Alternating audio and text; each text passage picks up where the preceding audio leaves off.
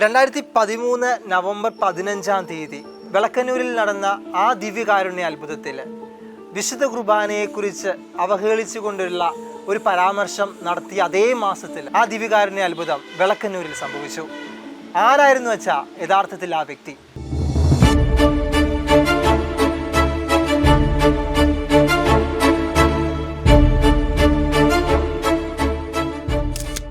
ആരായിരുന്നു ആ വ്യക്തി എന്ന് പേര് പറയാൻ എനിക്ക് വിഷമമുണ്ട്, അത് ആവശ്യമില്ല. പക്ഷേ ഒരു കാലത്ത് നല്ല കരിസ്മാറ്റിക് ധ്യാനമൊക്കെ നടത്തി നല്ല പ്രഘോഷകനായിരുന്ന വിവിധ ദേവാലയങ്ങളിലൊക്കെ അദ്ദേഹത്തെ വിളിച്ച് ധ്യാനിപ്പിച്ചിട്ടുണ്ട്. ഞാൻ തന്നെ അദ്ദേഹത്തിൻ്റെ ധ്യാനത്തിൽ പങ്കെടുത്തിട്ടുണ്ട്, ടോക്ക് കേട്ടിട്ടുണ്ട്, അദ്ദേഹമായിട്ട് സൗഹൃദം പുലർത്തിയിട്ടുണ്ട്. പിൽക്കാലത്ത് അദ്ദേഹം കരിസ്മാറ്റിക് മേഖലയൊക്കെ ഉപേക്ഷിച്ച് പെന്തക്കോസ്തിലേക്ക് പോയി സ്വന്തമായ ഒരു സഭ പോലെ എന്തോ ഉണ്ടാക്കി അങ്ങനെ പ്രവർത്തിച്ച ആളാണ്. 2013 നവംബർ 15 വിളക്കന്നൂരിൽ സംഭവിച്ചത് ദിവ്യകാരുണ്യ അത്ഭുതമോ അടയാളമോ?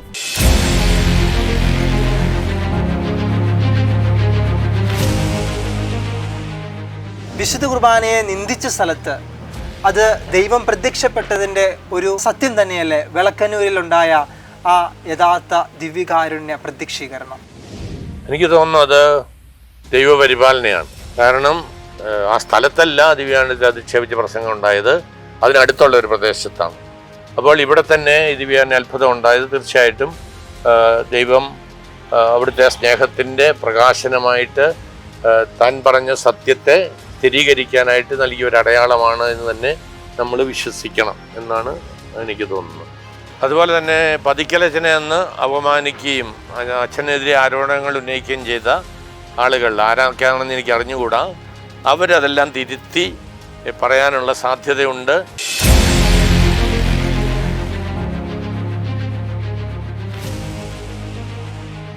കഴിഞ്ഞ 12 വർഷങ്ങളായി അതികഠിനമായ പീഡാനുഭവങ്ങളിലൂടെയാണ് ഞാൻ കടന്നു പോവുക. പല കോണുകളിൽ നിന്നുള്ള കുത്തുവാക്കുകൾ ഒരു വശത്ത്, അത് ഏൽപ്പിക്കുന്ന മാനസികമായ സംഘർഷങ്ങൾ, അതിന് പുറമെ ശാരീരികമായ ഒരുപാട് അസുഖങ്ങൾ, വേദനകൾ.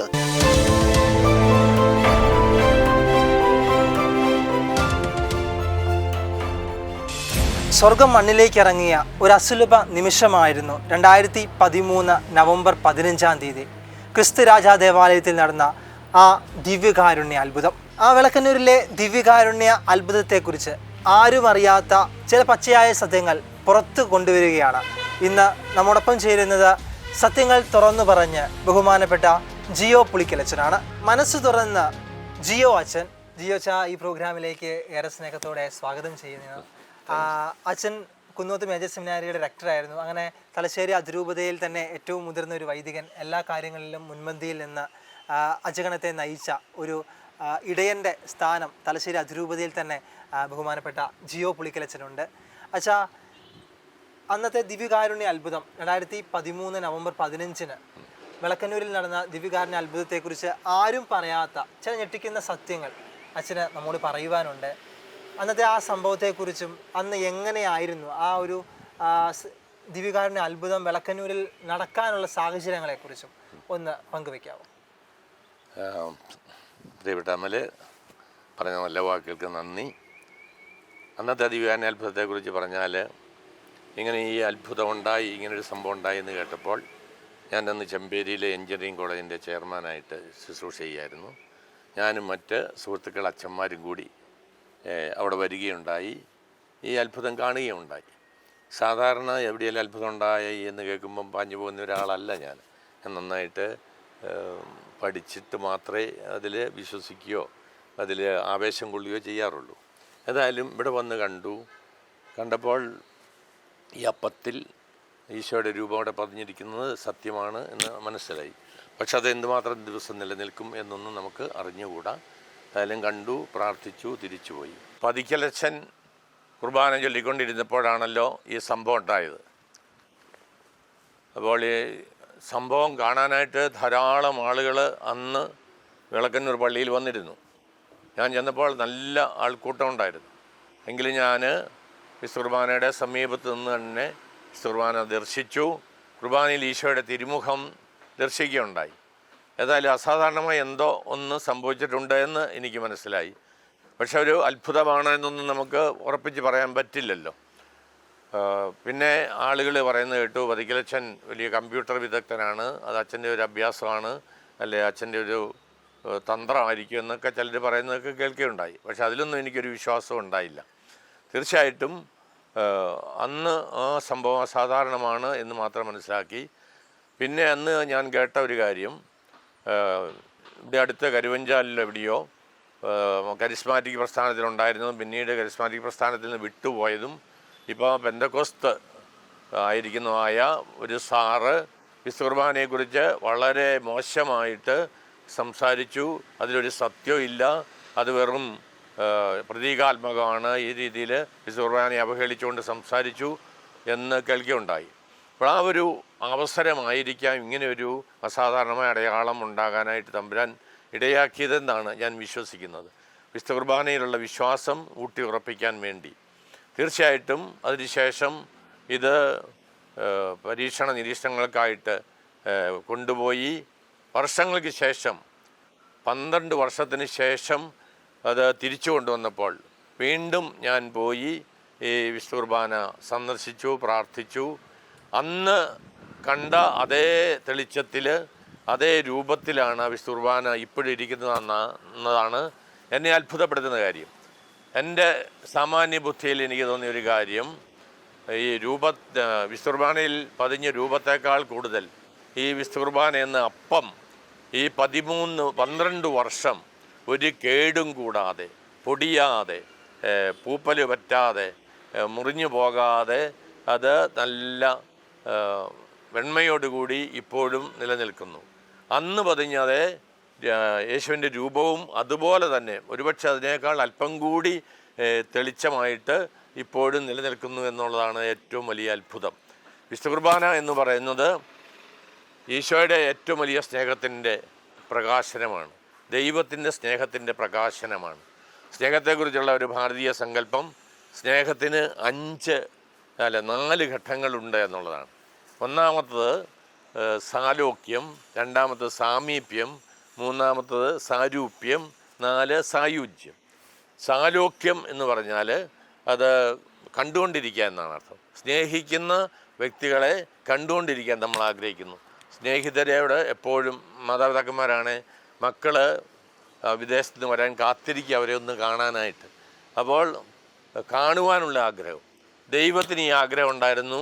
അതുകൊണ്ടാണ് അവിടുന്ന് പറഞ്ഞത്, നീ ഉദരത്തിൽ, മാതാവിൻ്റെ ഉദരത്തിൽ ജന്മം കൊള്ളുമ്പോൾ തന്നെ ഞാൻ നിന്നെ അറിയുന്നു. ദൈവം നമ്മളെ അനാദി മുതൽ കണ്ടുകൊണ്ടിരിക്കുന്നു.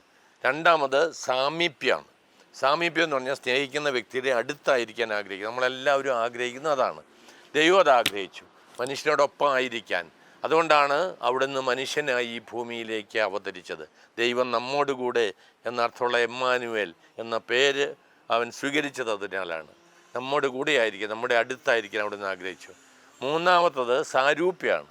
സാരൂപ്യം എന്ന് പറഞ്ഞാൽ സ്നേഹിക്കുന്ന വ്യക്തിയെ പോലെ ആയിരിക്കാനുള്ള ആഗ്രഹമാണ്. നമ്മുടെ കൂട്ടുകാരൊക്കെ ഒരേ തരത്തിലുള്ള ഷർട്ട് ഇട്ടുകൊണ്ട് നടക്കുന്നു, അല്ലെ പെൺകുട്ടികളാണ് ഒരേ തരത്തിലുള്ള ചുരിദാർ ഇട്ടുകൊണ്ട് നടക്കുന്നു, അവർ സ്നേഹിതർ. അപ്പം സ്നേഹിതരെ പോലെ ആയിരിക്കാൻ നമ്മൾ ആഗ്രഹിക്കുന്നു. ഇപ്പോൾ കല്യാണത്തിനൊക്കെ ഡ്രസ് കോഡ് ഇട്ട് വരുന്ന സുഹൃത്തുക്കൾ, ഇതെല്ലാം സൂചിപ്പിക്കുന്നത് എൻ്റെ കൂട്ടുകാരനെ പോലെ തന്നെ ഞാനും ആയിരിക്കണമെന്നാണ്. ദൈവവും അത് ആഗ്രഹിച്ചു, ഈശോ അത് ആഗ്രഹിച്ചു. അതുകൊണ്ടാണ് അവൻ മനുഷ്യനായി തീരുക മാത്രമല്ല, എല്ലാ കാര്യങ്ങളും മനുഷ്യനെ പോലെ ആയിത്തീർന്നു. പാപമൊഴികെ എല്ലാറ്റിലും അവൻ നമ്മെപ്പോലെ ആയിത്തീർന്നു എന്ന് വിശുദ്ധ ഗ്രന്ഥം സാക്ഷ്യപ്പെടുത്തുന്നു. സ്നേഹത്തിൻ്റെ ഏറ്റവും പ്രധാനപ്പെട്ട ഘട്ടം, ഏറ്റവും മൂർധന്യം എന്ന് പറയുന്നത് സായുജ്യമാണ്. സായുജ്യം എന്ന് പറഞ്ഞാൽ ഒന്നായിത്തീരുക എന്നാണ് അർത്ഥം. സ്നേഹിക്കുന്ന വ്യക്തിയായിട്ട് ഒന്നായിത്തീരാനുള്ള അടങ്ങാത്ത ആഗ്രഹം സ്നേഹിക്കുന്ന വ്യക്തിക്കുണ്ട്. ഈ സ്നേഹം അതിനെ മൂർധന്യത്തിൽ കാണുന്നത് ലൗകിക ജീവിതത്തിൽ, ദാമ്പത്യ ജീവിതത്തിലാണ്.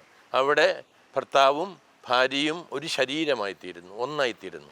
മനസ്സൊന്നായിത്തീർന്നാലേ ഈ ശരീരം ഒന്നായിത്തീരുന്നതിന് അർത്ഥമുള്ളൂ നമുക്കറിയാം. അപ്പോൾ ദൈവം ആഗ്രഹിച്ചു നമ്മോട് ഒന്നായിത്തീരാനായിട്ട്. ഒരമ്മ ആണേൽ തൻ്റെ പൊന്നോമന മകനെ മടിയിൽ വെച്ചുകൊണ്ട് പറയുന്നത് എന്താണ്? കുട്ടാ, നിന്നെ എനിക്ക് കടിച്ച് തിന്നാൻ തോന്നുന്നു എന്ന് പറയല്ലേ. എന്താ എൻ്റെ അർത്ഥം?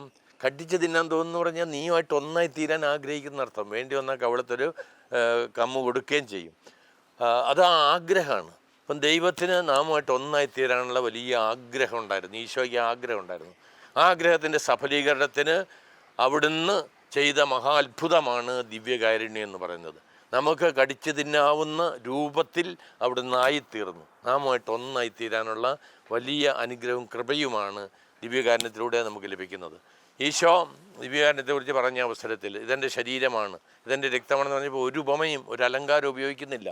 അത് വ്യക്തമായിട്ടാണ് പറയുന്നത്. അവിടുന്ന് യോഹന്നാൻ സുവിശേഷത്തെ പറയുന്നത് സത്യസത്യമായി ഞാൻ നിങ്ങളോട് പറയുന്നു എന്ന് പറഞ്ഞിട്ടാണ് വിശുദ്ധ കുർബാനയെക്കുറിച്ച് പറയുന്നത്. വിശുദ്ധ കുർബാനയിൽ ഈശോയുടെ സാന്നിധ്യമുണ്ടെന്ന് ഉറച്ചു വിശ്വസിക്കാനായിട്ട് ദൈവം നൽകിയ ഒരു അടയാളമാണ് ഇത് എന്നാണ് ഞാൻ വിശ്വസിക്കുന്നത്. തീർച്ചയായിട്ടും ഇവിടെ തീർത്ഥാടനമായിട്ട് ഒരുപാട് ആളുകൾ വരുന്നുണ്ട്.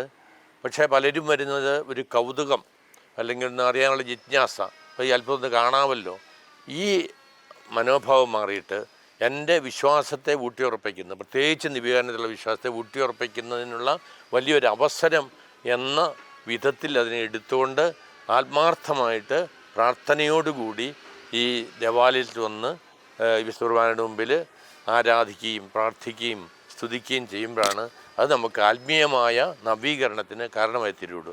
അല്ലെങ്കിൽ ഒരു കാഴ്ച കാണുന്ന, എവിടെയെങ്കിലും പോയി ഒരു കാഴ്ച കാണുന്ന ഒരു പ്രതീതി മാത്രമേ നമുക്കുണ്ടാവുള്ളൂ. നമ്മുടെ ആത്മീയ ജീവിതത്തിൽ ഒരു മാറ്റവും വരില്ല. എത്ര തവണ ഈ ദേവാലയത്തിൽ വന്ന് വിശുദ്ധ കുർബാനയിൽ ഉള്ള ഈ രൂപം കണ്ടാലും ഒരു വ്യത്യാസം വരില്ല. അതുകൊണ്ട് നാം ചെയ്യേണ്ടത് നമ്മുടെ ആത്മാവിൻ്റെ ദാഹമായി തീരുക, ഈശോയെ കാണുക, ഈശോയുടെ അടുത്തായിരിക്കുക. അത് ഈ ഈശോ നമ്മുടെ ദേവാലയത്തിലുണ്ട്, വിളക്കന്നൂർ മാത്രമല്ല. ആ ഉറച്ച വിശ്വാസത്തിലേക്ക് നമ്മൾ വരിക. എല്ലായിടത്തും എവിടെയെല്ലാം കുർബാന അർപ്പിക്കപ്പെടുന്നോ അവിടെയെല്ലാം ഈശോയുടെ സാന്നിധ്യമുണ്ട്, ഈശോയുടെ തിരുമുഖമുണ്ട് എന്ന് നാം ഉറച്ച് വിശ്വസിക്കുകയും ആ വിശ്വാസത്തോടുകൂടി കുർബാനയിൽ സംബന്ധിക്കുകയും കുർബാന സ്വീകരിക്കുകയും ചെയ്താൽ തീർച്ചയായിട്ടും ആത്മീയ ജീവിതത്തിൽ വലിയ മാറ്റം വരുത്തും എന്നാണ് എൻ്റെ വിശ്വാസം. ആശാ, ഈ ദിവ്യകാരുണ്യം അടയാളം വിളക്കന്നൂരിൽ നടന്ന ഇന്ത്യയിലെ തന്നെ ആദ്യത്തെ ഒരു ദിവ്യകാരുണ്യ അടയാളമാണെന്ന് വത്തിക്കാൻ സ്ഥിരീകരിച്ചു. അപ്പോൾ ലോകത്ത് ഒരുപാട് സ്ഥലങ്ങളിൽ ഈശോനെ അറിയുവാൻ, ദിവ്യകാരുണ്യത്തോട് ചേർന്ന് നിൽക്കുവാൻ നമ്മുടെ വിശ്വാസ സമൂഹം വെമ്പൽ കൊള്ളുന്ന ഒരു കാലഘട്ടം. പല യുവജനങ്ങളും ദിവ്യകാരുണ്യത്തിൽ നിന്ന്, വിശുദ്ധ കുർബാനയുടെ ഭക്തിയിൽ നിന്നെല്ലാം ഒഴിഞ്ഞു മാറുന്ന ഒരു സാഹചര്യത്തിൽ ഈശോ സ്വയം പ്രത്യക്ഷപ്പെട്ട് മനുഷ്യന് വെളിപ്പെടുത്തുന്ന ഒരു കാലഘട്ടമാണ് നമ്മുടെ ഈ സമയം. അപ്പോഴെങ്ങനെയാണ് അച്ഛാ ഈ ഒരു ദിവ്യകാരുണ്യ അടയാളം മറ്റുള്ളവർക്ക് പ്രചോദനമായി തീരുന്നത്? അതുപോലെ തന്നെ ലോകത്തുള്ള എല്ലാ ദിവ്യകാരുണ്യ അടയാളവും തമ്മിൽ ഒന്ന് കൂട്ടിയിണക്കി സംസാരിക്കാം. അമൽ, നിരവധി അത്ഭുതങ്ങൾ, ദിവ്യകാരുണ്യ അത്ഭുതങ്ങൾ ലോകത്തിലുണ്ടായിട്ടുണ്ട്. അവയെല്ലാം ഇന്നും പ്രസക്തമാണ്. ആളുകൾ തീർത്ഥാടനമായിട്ട് അങ്ങോട്ടൊക്കെ പോകുന്നുണ്ട്. പക്ഷേ ഇന്ത്യയിൽ ദിവ്യകാരുണ്യ അത്ഭുതമായിട്ട് നടക്കുന്ന ആദ്യത്തെ സംഭവമാണിത്. അതുകൊണ്ട് ഇതിന് വളരെയേറെ പ്രാധാന്യമുണ്ട്. തന്നെയല്ല, മറ്റത്ഭുതങ്ങളിൽ നിന്ന് ഉള്ള ഒരു വ്യത്യാസം, ഏറെ സ്ഥലങ്ങളിലും ദിവ്യകാരുണ്യം മാംസമായി മാറുന്ന അത്ഭുതങ്ങളുള്ളപ്പോൾ ഇവിടെ ആ ദിവ്യകാരുണ്യത്തിൻ്റെ രൂപം, ആ ഓസ്തിയുടെ രൂപം അതേപടി നിലനിൽക്കുന്നു. അതിൽ ഈശോയുടെ മുഖം തെളിഞ്ഞു വരുന്നു എന്നത് ഒരു പ്രത്യേകമായ അടയാളമാണ്. ഇത് ഈ കാലഘട്ടത്തിൽ തന്നെ ഇത് അസാധാരണ അടയാളമായി പ്രഖ്യാപിച്ചത് എനിക്ക് അതിയായ സന്തോഷമുണ്ട്. കാരണം വിശുദ്ധകാരുണ്യത്തിൻ്റെ പ്രേക്ഷിതനായ ആധുനിക സങ്കേതങ്ങൾ ഉപയോഗിച്ച് ദിവ്യകാരുണ്യ അത്ഭുതങ്ങളെക്കുറിച്ച് ലോകം മുഴുവൻ പ്രഘോഷണം നടത്തിയ കാർലോ അക്വിറ്റസിനെ വിശുദ്ധനാക്കി പ്രഖ്യാപിക്കാൻ പോവുകയാണ് സഭ. ആ സമയത്ത് നമ്മുടെ വിളക്കന്നൂരെ ഈ സംഭവത്തെ അസാധാരണ അടയാളമായി, അത്ഭുതമായി സഭ ഔദ്യോഗികമായിട്ട് പ്രഖ്യാപിച്ചതിൽ അതിയായ സന്തോഷമുണ്ട്. പ്രത്യേകിച്ചും കാർലോ അക്വിറ്റസിനെ പോലെ യുവജനങ്ങൾക്ക് ഇത് വലിയൊരു പ്രചോദനമായി തീരട്ടെ. ഇതോടൊപ്പം കാർലോസ് അക്വിറ്റസിൻ്റെ ജീവിത സന്ദേശം കൂടി നമുക്കിതിനോട് ചേർത്ത് കൊടുക്കാമെങ്കിൽ അത് യുവജനങ്ങൾക്ക് കൂടുതൽ ആകർഷകമായിരിക്കും എന്നുകൂടി എനിക്ക് പറയാനുണ്ട്. ഒരുപാട് താങ്ക്സ് ഉണ്ട്. ഈ ഒരു പ്രോഗ്രാമിൽ ദിവ്യകാരുണ്യ അത്ഭുതത്തെക്കുറിച്ച് നമ്മുടെ പ്രേക്ഷകരുടെ ഷെക്കിന പ്രേക്ഷകരുമായിട്ട് പങ്കുവെച്ചതിൽ അച്ഛനെ പോലെയുള്ള മഹത് വ്യക്തികൾ ഈ ഒരു ദിവ്യകാരുണ്യ അത്ഭുതത്തെക്കുറിച്ച് അനേകർക്ക് പ്രചോദനമാകുന്ന രീതിയിലുള്ള ഈ ഇൻ്റർവ്യൂ മുന്നോട്ട് നയിച്ചതിൽ ഷെക്കിന പ്രേക്ഷകരുടെ പേരിൽ ഞാൻ നന്ദി പറയുന്നു. എനിക്കും വളരെ സന്തോഷമുണ്ട് അമൽ. നല്ല ഒരു അന്തരീക്ഷത്തിൽ ഈ വിഷയത്തെക്കുറിച്ച് സംസാരിക്കാൻ സാധിച്ചതിൽ എനിക്ക് വളരെയേറെ സന്തോഷമുള്ള കാര്യമാണ്. ഇത് വലിയൊരു പ്രേക്ഷിതപ്രവർത്തനമാണ് ഷെക്കൈന ന്യൂസ് നടത്തുന്നത്. ദിവ്യകാരുണ്യ പ്രേക്ഷിതത്വം തന്നെയാണ്. ഇതിലൂടെ അനേകരെ ഈ ദിവ്യകാരുണ്യത്തിലേക്ക്, വിളക്കന്നൂരേക്കല്ല, വിളക്കന്നൂരും വരണം. ഞാൻ പറഞ്ഞത് അതിനേക്കാളേറെ ദിവ്യകാരുണ്യത്തിലേക്ക് ആകർഷിക്കാൻ, ദിവ്യകാരുണ്യ ഭക്തിയിലേക്ക് കൊണ്ടുവരാനായിട്ട് ഇത് സഹായിക്കും എന്ന് ഞാൻ വിശ്വസിക്കുന്നു. നിങ്ങളുടെ എല്ലാ പ്രവർത്തകർക്കും അമലിനും അമലിൻ്റെ കൂടെയുള്ള സഹപ്രവർത്തകർക്കും ഞാൻ നന്ദി പറയുന്നു, അഭിനന്ദനങ്ങൾ അർപ്പിക്കുന്നു.